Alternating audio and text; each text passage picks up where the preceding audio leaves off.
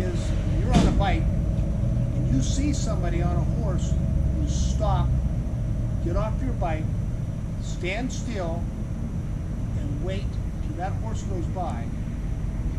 Talk to the person on the bike and ask them, is the horse okay with the bike? I still don't move because I don't trust them. I don't want to cause anybody to get hurt. So if I see somebody on a horse, I stop. So that's one of the problems with biking. Injuries are a problem, falls. Out here where I ride, there's a lot of cactus, a lot of rocks. If you fall, you're probably gonna get scratched up, cut up, cactus in you. But believe it or not, one of the worst falls I ever had was going 2 miles an hour on a street. I stopped at a stop sign, and my foot, my pedal, was stuck my shoe was stuck in the pedal. I couldn't get it out. I couldn't get my leg out, and I just dropped over onto the curb. I was black and blue for a month, just from falling over on a curb. So falls are an issue with riding, and it's one of the risks that you take. Another problem with riding is if your bike breaks down. Well, number one reason your bike breaks down out here, flat tire. And I ride with tubes in my tires, and I ride with these kind of tubes. It's called slime, and it's a gooey green substance that you put in the tube, and then that stops your bike from leaking air, your tire, and many times will extend the life of your tube for weeks, if not months. We get a lot of thorns out here in your tires, and so your bike breaks down. Usually I always carry a spare tube, so no problem, right? To get a flat tire. Okay, it's all right. Put the new tube in, pump it up. I have a little pump on my bike. Pump it up, and I'm ready to go. What happens if you have a second flat tire on the same ride? No, you don't walk. You call your friend Jim on a cell phone. And he comes and says, "Where are you?" And he comes and picks you up. Or I've called my wife a bunch of times. I've had 2 flat tires on the same ride. I mean, you walk it out, and unfortunately around here, we're not always in cell phone coverage.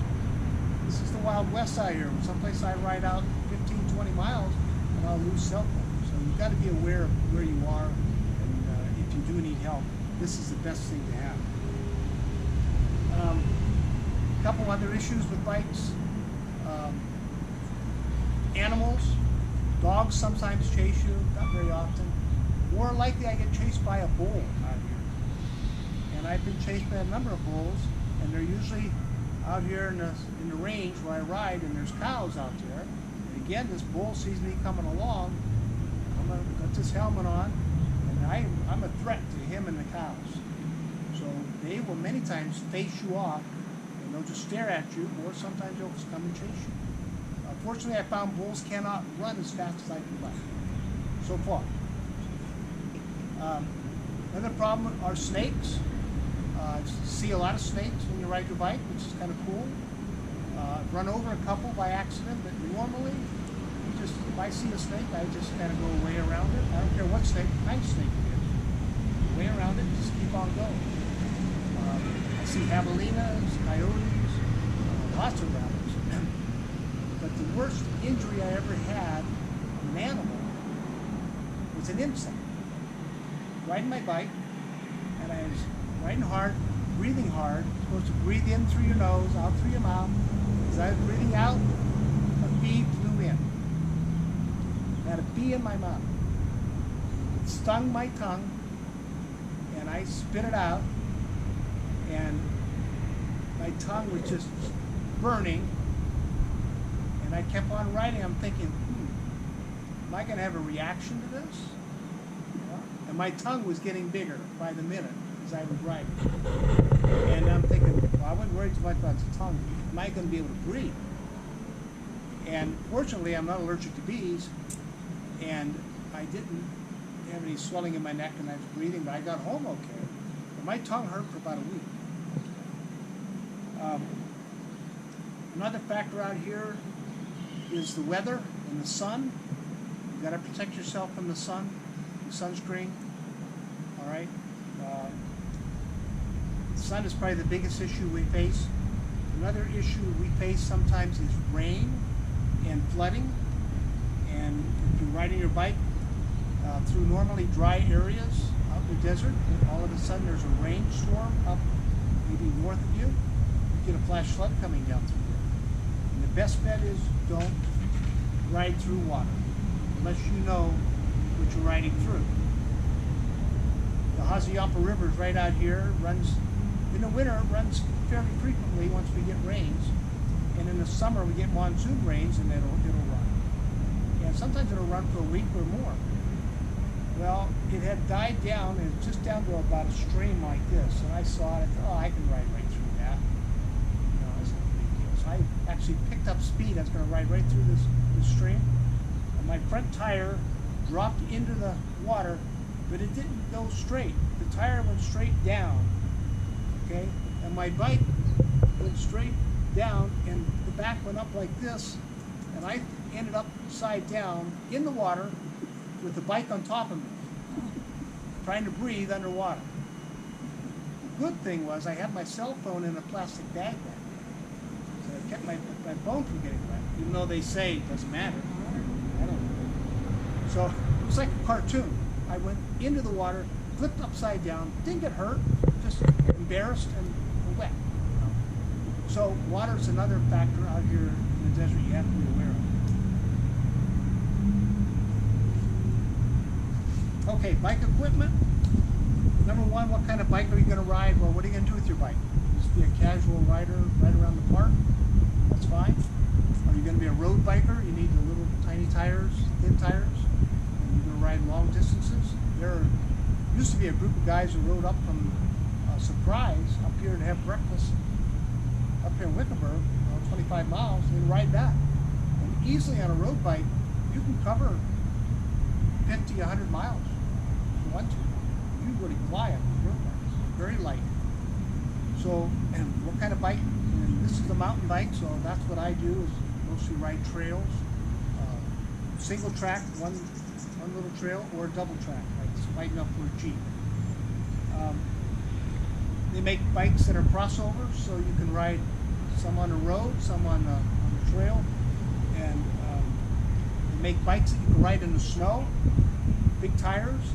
I've seen them up in ski slopes, and I've always wanted to do this. I haven't had a chance, but you rent a bike up in the mountains, and it's in Colorado, and you get this big bike, and it has like a sled on the front, skis on the front. You just turn the ski, you sit on the seat, has a big tire on the back, you pedal, and you kind of sled and bike down the mountain, just like some other people are skiing down the mountain.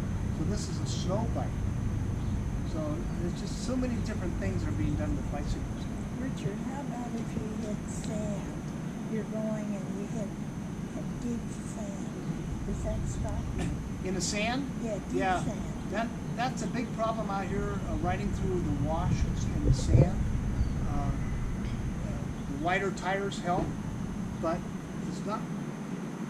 You cannot ride through sand very far. You kind of have to get off and walk through it because it just bogs down. You know. Now, if it's really packed sand, it's been driven over some, that's not too bad. Fresh sand, forget it. The seat on a bike is very important. If you go to get a bike, go to a bike shop, they will fit you with a bike that fits you, depending on how tall you are, how long your legs are, the kind of bike that you want to use, and then they also will fit you with a seat. I like this seat. I've gone through 4 or 5. I finally found one I really like.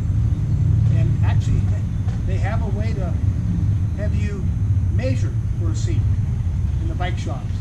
You sit down on this special chair, and it's computerized and takes a picture of your butt.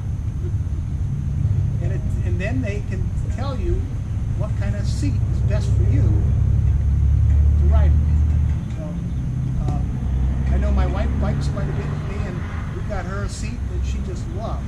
It's perfect. And that, I tell you what, the seat makes a big difference. If you're uncomfortable, you're not going to ride. So after the helmet, gloves are very important because when you fall, you land on your hands. Okay, you want to save your hands and fingers, especially if you do some kind of work with your hands. You don't want to have injuries in your hands. Make fingerless gloves. They're okay, but they don't protect your fingers. Out here, well, if you have to type, do surgery or anything with your fingers, you don't want these kind of gloves. You want something that's going to protect you. Okay? The kind of shoes that you wear, it depends on what kind of biking you're going to do. This is a set of shoes that I don't use anymore, but they have clips. This is a pedal, and it clips in like that. And you're now attached to your bike. And to get out of that, you have to kind of twist your foot to get out. Well, I have found that I've fallen so many times trying to get out of it, I gave up. I tried a year. So I went to this kind of a pedal. It has a power grip on it. It's just a strap. And your foot gets in there, gets right in like that, and it holds your foot on the pedal. But you can pull out of it very easily. And that stops you from a lot of falls. So the kind of pedal you have, and that really makes a difference. What else? Sunglasses are very important out here with the sun. Almost always want to wear sunglasses. You always want to carry a repair kit. In this repair kit, I have my Blue Cross card, number one. Number two, I have YouTube. I have tools to fix my bike if something gets loose or breaks. Some people carry CO2 cartridges like this. Instead of using a hand pump to pump up their tire, use this little CO2 cartridge, and it sprays the CO2 right into your tire, pumps it up like that. How about a first aid kit? What's that? First aid kit. Yeah, first aid Do kit. you carry anything for? Also, I have first aid in here. I have a ACE bandage wrap. I carry an antibiotic. My wife's a nurse, so I carry all the stuff she gives me, steri strips and antibiotic cream. And then mostly an ACE bandage is really good. Because if you fall, I have a scar here from Moab. I fell right there on the slick rock in Moab. That thing bled the whole ride. Blood went down into my shoe. Kept riding. Finally stopped and just put an ACE bandage around it. Great. So ACE bandages really stop the bleeding and they're easy to carry and they're very, very good in first aid. How much water do you take with you? Water is a good issue. Get to that. That's the other part of equipment. This is a camelback named for the camel, and it has a tube. So this goes on your back, and you can then drink water anytime while you're riding. This is on your back, and you don't have to take the bottle that I have down here, but take that out and drink. Because then you've got only one hand on the handlebar. And some of the places I ride, you want both hands on the handlebar. Both of them. So what I do is use this a lot. And this is, get a drink, still got your hands free. I carry at least 2 quarts of water for every ride I do. In the wintertime, it's not a big deal out here. It's nice, the temperatures are in the 60s, 70s, beautiful. I ride in summer too, when it's 100. And depending where you're going, you always want extra water with you. So I always carry at least 2 quarts. This is a quart, and I have another almost quart of that long down. My other bike has room for 2 bottles. The most important thing I think also when you ride is carry your phone. Need help? Need to locate you with your phone. These things are amazing. Another factor is earbuds. Are you going to be listening to something while you ride? I do sometimes. Depends where I am. When I'm in traffic, I don't want anything in my ears. I want to know where cars are. I want to hear them. I want to see them. But if I'm out riding somewhere and I want to listen to music or something, then these are okay. But I think you've got to use them carefully. Because it's one of the piece of equipment, but it also can cause problems when you're not listening to what's going on. Okay. Lastly, where to ride. Okay, locally here in Wickenburg, there's a nice bike trail that leads up there by the corner of Ultramine Road and Highway 60. Ride the whole way out to Sunset Park, ride around the park and ride back. It's a nice about 34-mile ride. Very safe, no cars. I ride Constellation Road a lot up here. I ride across Blue Tank. Very few cars or trucks out there. I ride out around Vulture Peak. Some great mining trails, old burrow trails out there, and a lot of things to see out there. I've only seen 2 Gila monsters ever, and I saw the both up at Vulture Mine. They just blend in; you can't really see them. But on a bike, sometimes they'll move and you see them. So Vulture Peak's a great place to ride. We are working here in Wickenburg to encourage biking, make biking safe, and also more fun and more alternatives like road biking and mountain biking. So this is a flyer. You're welcome to take one with you when I'm done. Our 2nd annual Wickenburg Mountain Bike Race is coming up November 7th. And it's going to be a 9-mile course, and it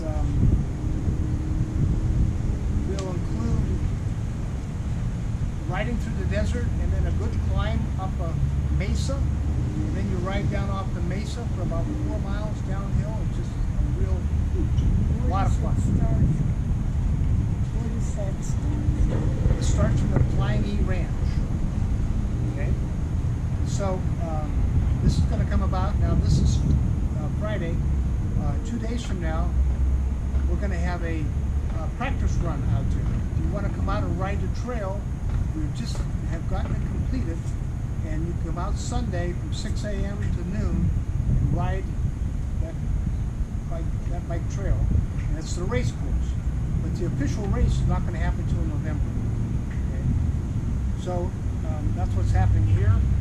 Also, in our town, some people have just developed a